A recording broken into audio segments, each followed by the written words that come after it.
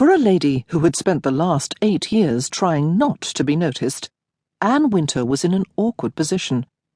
In approximately 1 minute, she would be forced to walk onto a makeshift stage, curtsy to at least 80 members of the creme de la creme of London society, sit at a pianoforte, and play.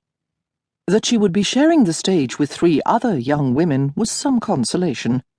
The other musicians, members of the infamous Smythe-Smith quartet, all played stringed instruments and would have to face the audience. Anne, at least, could focus on the ivory keys and keep her head bowed. With any luck, the audience would be too focused on how horrific the music was to pay any attention to the dark-haired woman who had been forced to step in at the last minute to take the place of the pianist, who had, as her mother declared to anyone who would listen, taken dreadfully, nay, catastrophically ill. Anne didn't believe for 1 minute that Lady Sarah Plainsworth was sick, but there wasn't anything she could do about it, not if she wanted to keep her position as governess to Lady Sarah's 3 younger sisters.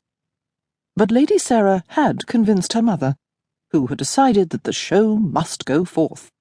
And then, after delivering a remarkably detailed 17-year history of the Smythe-Smith musicale, she had declared that Anne would take her daughter's place. "You told me once that you have played bits and pieces of Mozart's Piano Quartet No. 1, Lady Plainsworth reminded her. Anne now regretted this deeply. It did not seem to matter that Anne had not played the piece in question in over 8 years, or that she had never played it in its entirety.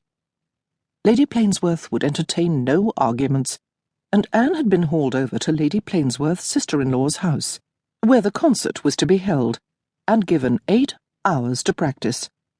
It was ludicrous. The only saving grace was that the rest of the quartet was so bad that Anne's mistakes were hardly noticeable. Indeed, her only aim for the evening was that she not be noticeable, because she really didn't want it. To be noticed, for any number of reasons. "It's almost time," Daisy Smythe-Smith whispered excitedly. Anne gave her a little smile.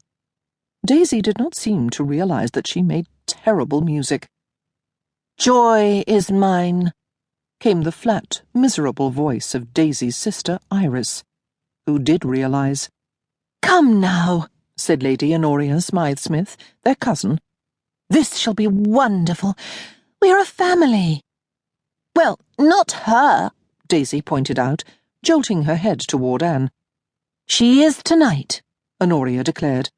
"And again, thank you, Miss Winter. You have truly saved the day."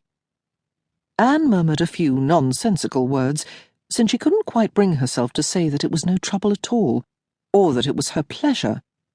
She rather liked Lady Honoria. Unlike Daisy, she did realize how dreadful they were, but unlike Iris, she still wished to perform. It was all about family, Honoria insisted. Family and tradition. 17 sets of Smythe-Smith cousins had gone before them, and if Honoria had her way, 17 more would follow. It didn't matter what the music sounded like. "Oh, it matters," Iris muttered. Honoria jabbed her cousin lightly with her violin bow. "Family and tradition," she reminded her. "That is what matters." Family and tradition. Anne wouldn't have minded some of those, although really it hadn't gone so well for her the first time around. "Can you see anything?" Daisy asked. She was hopping from foot to foot like a frenetic magpie, and Anne had already backed up twice just to preserve her toes. Honoria, who was closer to the spot from which they would make their entrance, nodded. "There are a few empty seats, but not many." Iris groaned.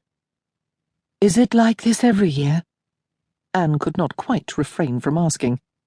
"Like what?" Honoria replied.